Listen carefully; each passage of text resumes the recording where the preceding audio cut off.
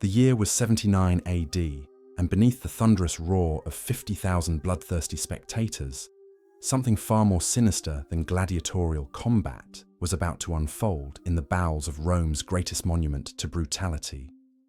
What happened in those torch-lit chambers beneath the Colosseum after the crowds dispersed and the champions claimed their prizes would become one of history's most carefully concealed atrocities.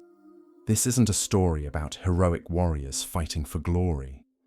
This is about what the victors did when the gates closed and the real horror began. Before we descend into the darkness that Rome tried desperately to bury, make sure you hit that subscribe button, because what you're about to discover will fundamentally alter everything you thought you knew about ancient entertainment. The truth hiding in those underground tunnels is documented in senatorial records, archaeological evidence, and the testimonies of those brave enough to record what they witnessed. This isn't speculation or Hollywood fiction.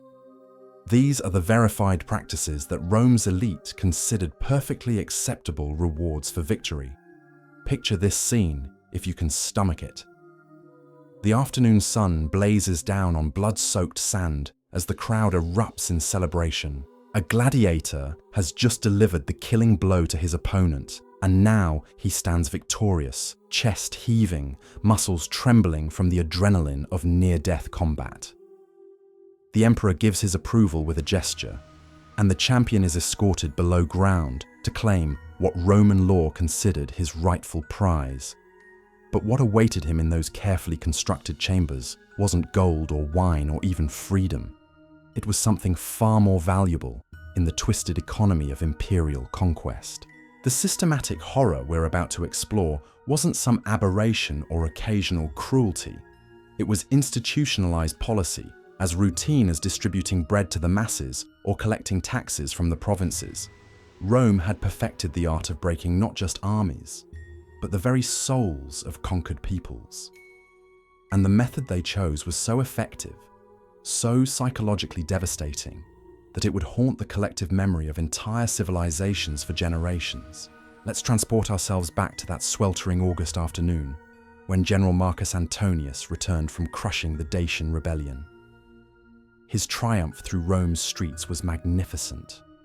Golden treasures glinted in the sunlight, exotic animals prowled in wheeled cages, and behind them marched nearly 900 prisoners of war. But it wasn't the gold that caught the crowd's attention. It was the women. 124 daughters of Dacian nobility, their proud bearing unbroken despite the chains that bound them. These weren't ordinary captives.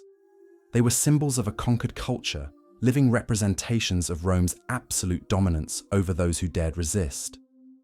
The empire had learned through centuries of warfare that killing your enemies wasn't enough. You had to humiliate them so thoroughly that the very idea of rebellion would die in the hearts of their people. And Rome had developed the most efficient system imaginable for accomplishing this psychological destruction. Among those captives stood a 19-year-old woman whose name would become forever linked to one of history's most disturbing episodes. She had watched Roman legions burn her village to ash. She had seen her betrothed cut down by foreign swords. She had endured a 3-month march in chains, never knowing what fate awaited her in the capital of her people's destroyers. What she couldn't have imagined was that her suffering had only just begun. The gladiatorial games weren't merely entertainment. They were political theatre designed to reinforce Rome's message to every conquered nation. Resistance is futile, defeat is absolute, and your most precious possessions now belong to us. The Colosseum itself was a monument to this philosophy, its massive stone walls containing not just an arena for combat, but an entire underground city dedicated to the systematic processing of human misery.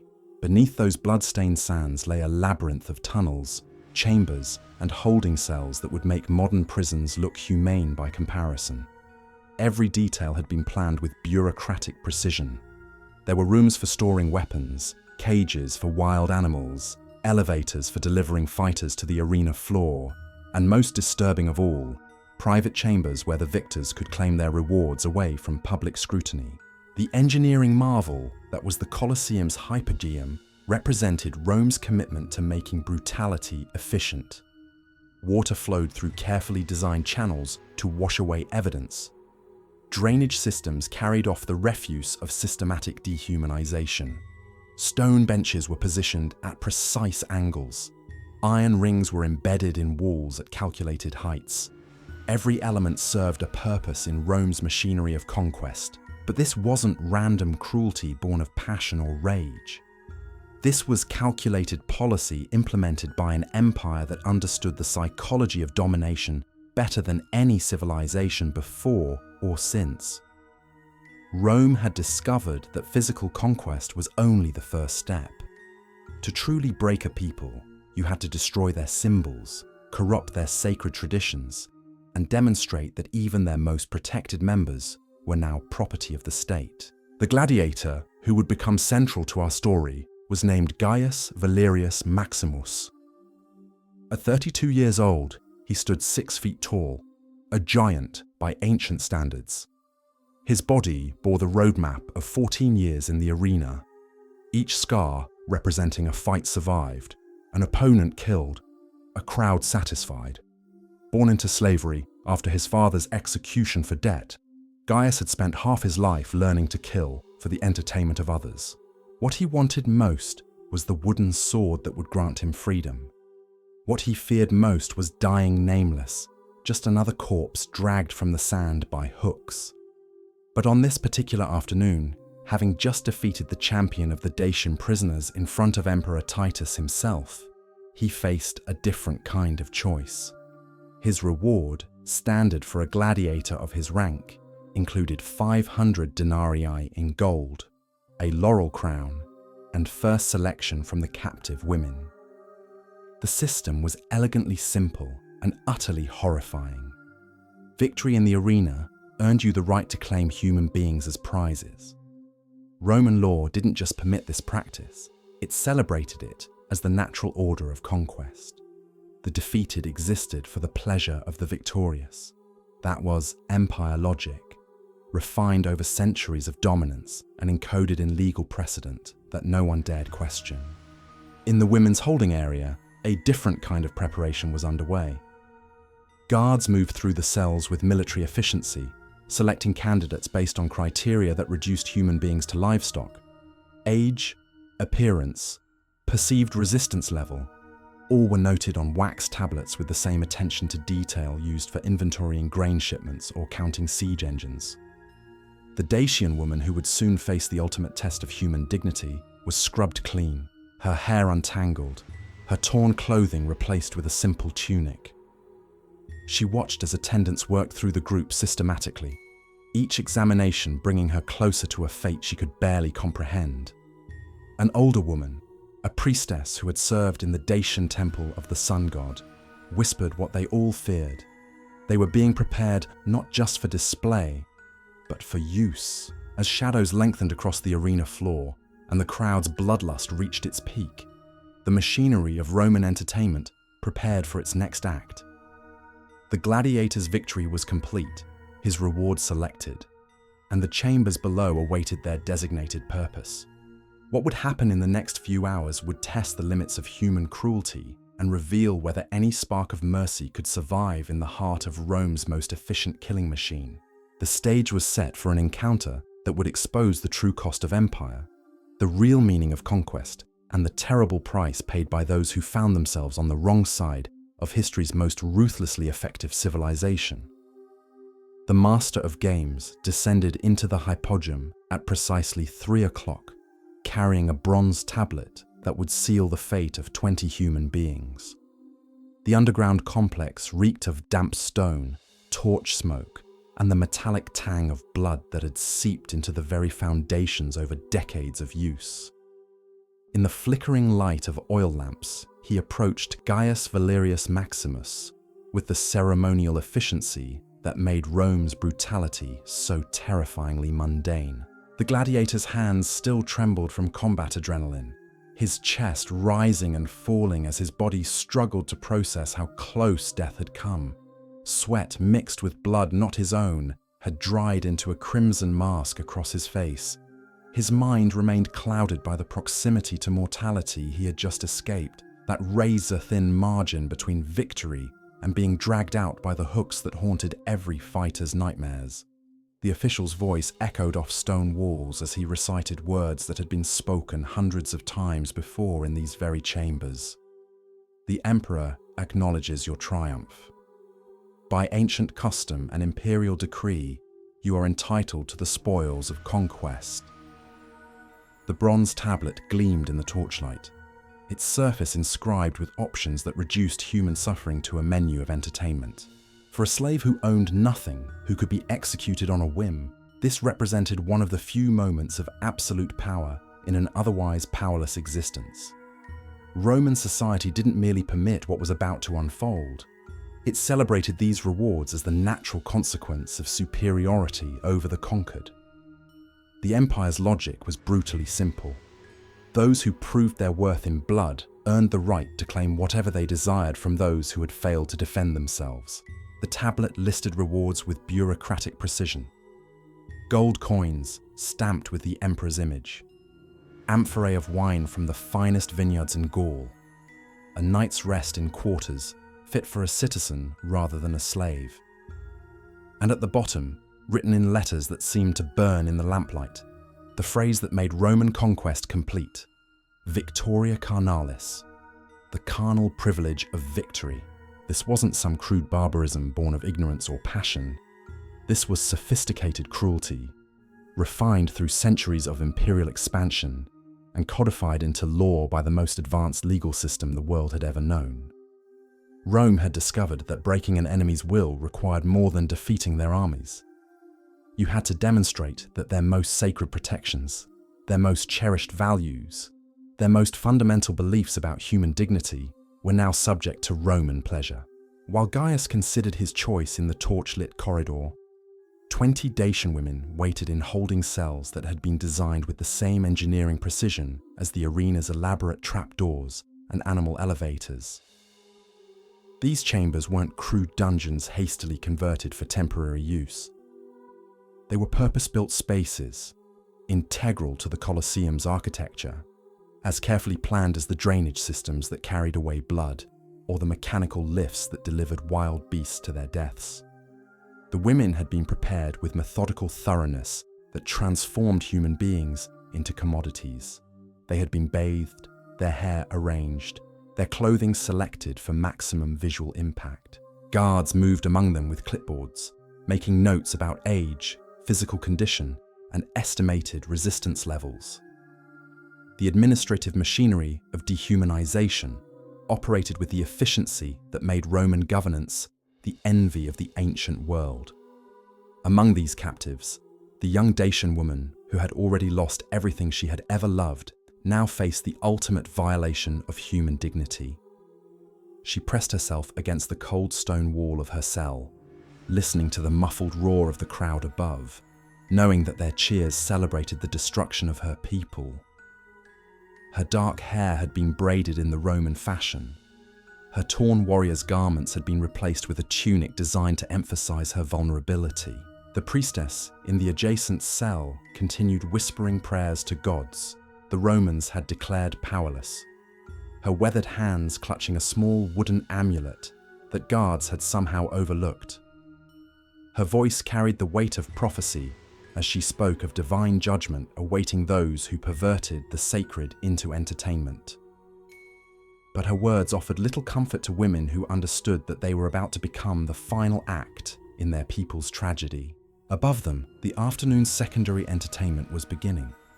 Between major gladiatorial contests, the arena masters staged what they euphemistically called theatrical interludes. These spectacles often featured condemned prisoners forced to reenact scenes from mythology, their deaths disguised as divine entertainment. The crowd's appetite for novelty was insatiable, and Roman ingenuity in satisfying that hunger knew no bounds. Today's program included a special feature advertised as the triumph of civilization over barbarian shame. 20 Dacian women would be brought onto the arena floor and given wooden swords. They would fight each other in pairs while wearing garments designed to maximize their humiliation. The victors would be claimed by Rome's champions. The losers would provide the crowd with the blood they craved. The elevator system that would deliver these women to their fate represented Roman engineering at its most sophisticated. Counterweights, pulleys, and mechanical lifts could transport fighters, wild animals, and elaborate stage props directly onto the arena floor through trapdoors that opened with perfect timing. The same technology that amazed spectators with its complexity would now serve to orchestrate human degradation with theatrical precision. As the bronze tablet was placed before Gaius Valerius Maximus, he found himself at the intersection of personal survival and moral choice that defined life in the empire's shadow. Every decision carried consequences that rippled far beyond individual action. Choose mercy and face the suspicion of guards, trainers, and fellow gladiators who depended on maintaining the system's brutal logic. Choose cruelty and become complicit in the machinery that had already consumed so many lives. The gladiators' scarred hands traced the bronze inscriptions as torch flames danced across stone walls that had witnessed countless similar moments. Somewhere above, 50,000 voices roared their approval for spectacles that reduced human suffering to afternoon entertainment. Somewhere below, 20 women waited in cells designed by architects who understood that systematic cruelty required systematic planning. The choice he made in the next few minutes would determine not only his own fate and that of his selected victim, but would set in motion a chain of events that would eventually reach the Senate floor itself. For Rome was about to discover that even the most efficient system of dehumanization could produce consequences that challenged the very foundations of imperial power.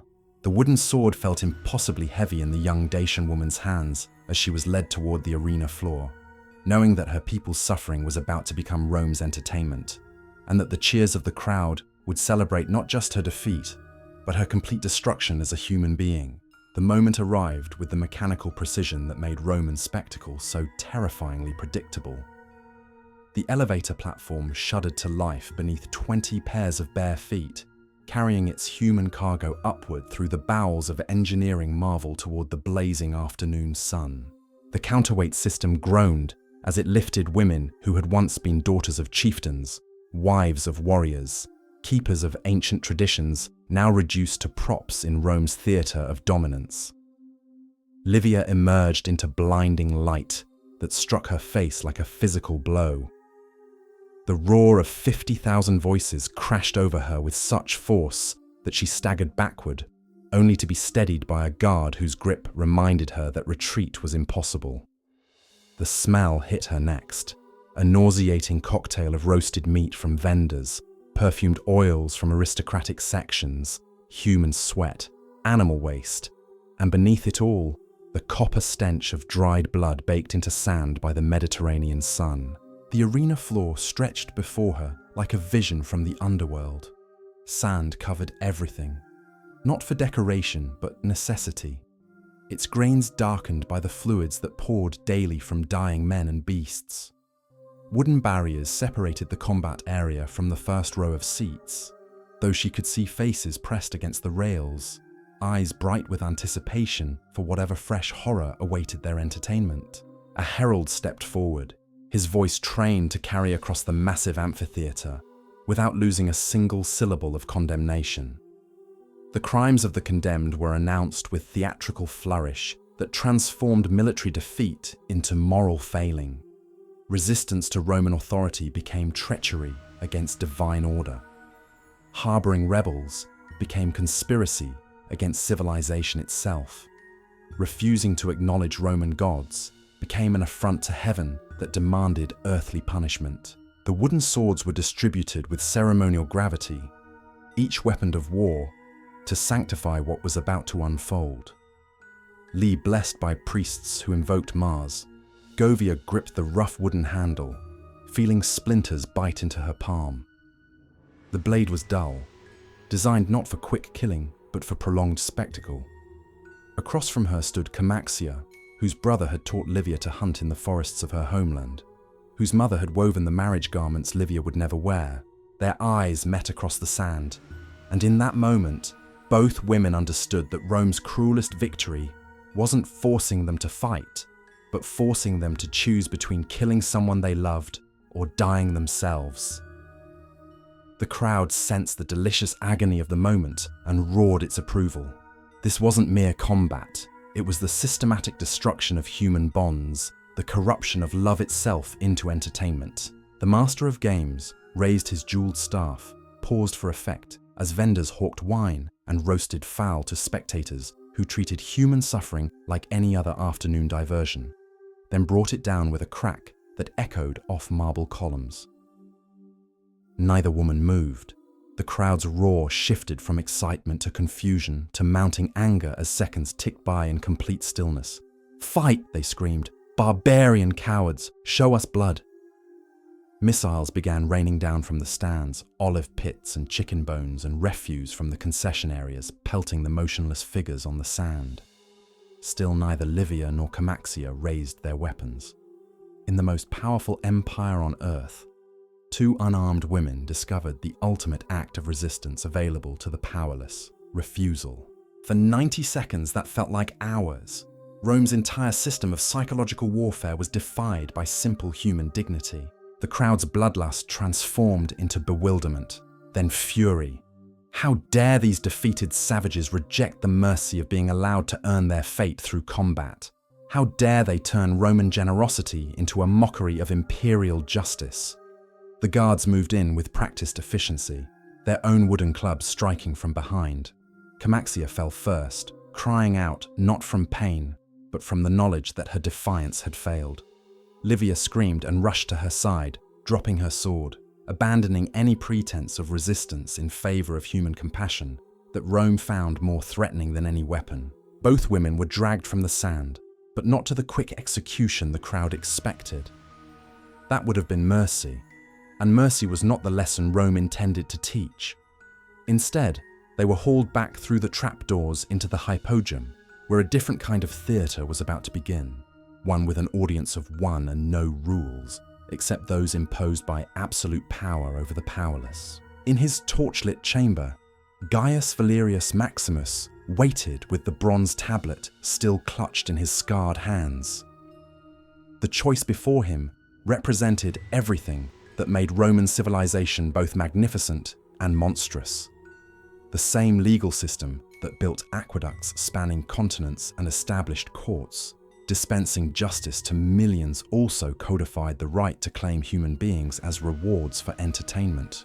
The administrative machinery ground forward with bureaucratic indifference to individual suffering. A scribe recorded the transaction in official ledgers with the same attention to detail used for grain shipments or tax collection. 20 female captives, Dacian origin, processed for post-victory allocation.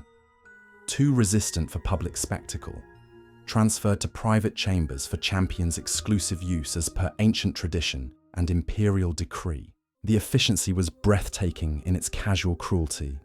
Livia was separated from Camaxia and led down a corridor lined with identical chambers, each equipped with stone benches, iron rings set into walls at precise heights, drainage channels cut into floors, and doors that locked from the outside. These weren't improvised dungeons carved from existing spaces, but purpose-built rooms designed by architects who understood that systematic dehumanization required systematic planning. The chamber where she would meet her fate was well lit by oil lamps, clean by Roman standards, and utterly terrifying in its mundane efficiency. This wasn't some dark cave where crimes could be hidden in shadows, but a brightly illuminated space where every detail of what was about to unfold could be observed, recorded, and remembered. The Roman mind that could engineer roads lasting millennia had applied the same methodical precision to engineering human misery. Gaius entered at precisely 4 o'clock, still wearing his arena armor. Blood that wasn't his own splattered across his bronze breastplate. His helmet, tucked under one arm, revealed a face that bore the map of countless battles, scars intersecting scars in patterns that told the story of a man who had survived by learning to kill efficiently and without hesitation. Between them stretched the abyss of Roman law. He possessed every legal right to whatever he chose to do. She had no rights at all, existing in the empire's legal framework, not as a person, but as property, spoils of war, a reward earned through blood and sanctified by tradition. The silence that fell between them contained the weight of civilizations, the accumulated cruelty of centuries of conquest, and the terrible mathematics of power that reduced human beings to objects. Historical records don't reveal what passed through the gladiator's mind in that moment. Did he see a human being whose suffering mirrored his own? Did he see merely a victory trophy, evidence of his superiority over the defeated? Did he question the system that made him simultaneously victim and perpetrator, slave and master, depending on the arbitrary mathematics of combat and conquest? What we know is what happened next, recorded not by participants who left no written accounts, but by clerks processing routine paperwork and guards maintaining order in Rome's machinery of domination. The gladiator removed his helmet, set down his sword, and sat heavily on the stone bench with his head in his hands. For 5 minutes, measured in racing heartbeats, he said nothing while Livia remained frozen against the far wall, every muscle tensed for violence that refused to come. When he finally spoke, it was in broken, Dacian learned from other prisoners during long nights in the gladiatorial barracks. He asked for a name, not hers, but that of the man she had been forced to watch die. Not today's victim, but someone from 3 months earlier, when her village burned and her world ended in smoke and screams, and the clash of foreign swords against familiar shields. The conversation that followed violated every principle of Roman conquest psychology. Instead of the systematic degradation designed to break the spirits of the defeated, two people who had been stripped of their humanity by empire began the slow process of reclaiming it through the simple act of recognizing each other's pain.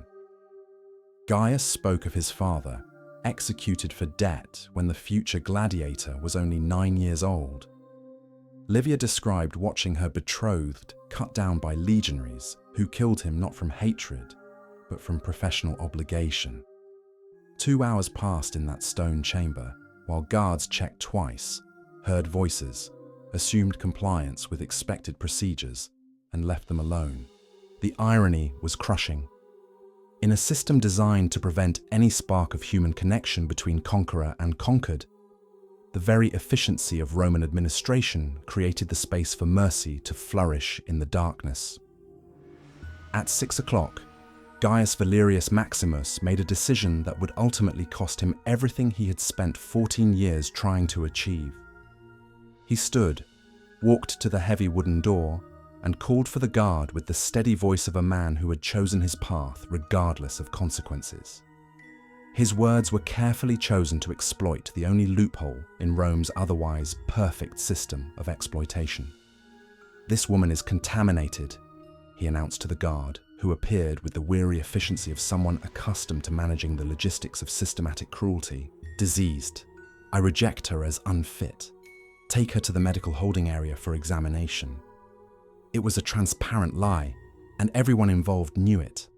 But Rome's bureaucracy had its procedures, and rejecting a gladiator's chosen reward was administratively simpler than investigating his motives or questioning his judgment. The system that had been designed to be foolproof contained within it the seeds of its own subversion, though the price of that subversion would be paid by both the merciful and those they sought to protect. Livia was removed from the chamber and led away to what Gaius believed would be safety, while he faced the consequences of choosing humanity over the rewards that Rome offered to those willing to abandon it. The medical holding area where Livia was taken represented Rome's final cruel irony in a system already saturated with deliberate suffering. What Gaius believed was salvation proved to be merely another chamber in the empire's vast machinery of death, this one disguised as mercy, but operating with the same indifference to human life that characterized every aspect of Roman administration. The facility was overcrowded beyond any reasonable capacity, packed with prisoners whose only crime was surviving long enough to become inconvenient. Disease spread through the cramped quarters with the efficiency that Rome usually reserved for military conquest. The air hung thick with the stench of infected wounds, human waste, and the sweet smell of gangrene that marked flesh slowly dying while its owner still drew breath. Livia lasted 3 days in this supposed sanctuary before infection claimed her life.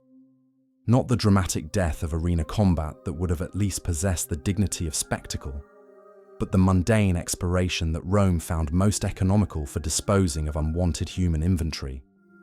She died as thousands before her had died, forgotten by guards who processed corpses with the same bureaucratic efficiency they applied to processing grain shipments. The gladiator never saw her again, never learned whether his act of mercy had accomplished anything beyond delaying inevitable suffering. He fought twice more that month, winning both contests through the mechanical precision that had kept him alive for 14 years. But something fundamental had changed in the scarred warrior who had discovered that choosing humanity came with a price the empire was eager to collect. Gaius Valerius Maximus earned his freedom 3 months later, not for mercy, but for 5 consecutive victories that satisfied the crowd's hunger for blood. His first act as a free man was purchasing and freeing a single Dacian woman from slavery, though historical records offer only fragments of her identity. The gladiator's moment of compassion had rippled through Rome's political machinery, eventually reaching the Senate floor where debates raged about the empire's treatment of conquered peoples. By October of 79 AD, new laws restricted the public use of female captives as gladiatorial rewards, though private exploitation continued unabated. The archaeological evidence discovered beneath the Colosseum tells the rest of this buried story. Purpose-built chambers with drainage systems and iron restraints, bronze identification tags bearing the word captiva, and scratches in stone walls where desperate fingers sought purchase against the inevitable. These ruins stand as monuments to Rome's most efficient achievement: the systematic transformation of human suffering into state-sponsored entertainment. The true horror wasn't the cruelty itself, but how thoroughly Rome normalized it, bureaucratized it, and celebrated it as the natural order of conquest. In the end, the empire's greatest victory wasn't over foreign armies, but over the very concept of human dignity itself.